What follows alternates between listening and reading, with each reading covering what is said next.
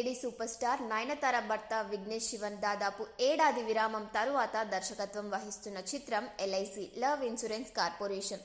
ఈ cinema title విషయంలో విఘ్నేష్ శివన్ కి చిక్కులు తప్పడం లేదు. అదేంటంటే ఎల్ఐసి సంస్థ చిత్ర బృందానికి నోటీసులు జారీ చేసింది.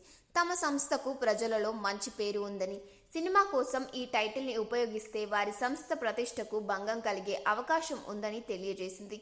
వారం రోజులలోగా ఈ సినిమా పేరు మార్చకపోతే లీగల్ క్రిమినల్ చర్యలు తీసుకుంటామని చిత్ర బృందానికి హెచ్చరికలు జారీ చేసింది. కాతువాకుల 2 కథల సినిమా తరువాత విఘ్నేష్ శివన్ దర్శకత్వం వహిస్తున్న చిత్రం ఇది. ఈ సినిమాలో ప్రదీప్ రంగనాథన్, కృతి శెట్టి ప్రధాన పాత్రలు పోషిస్తున్నారు. డిసెంబర్లో ఈ సినిమా పట్టాలెక్కింది.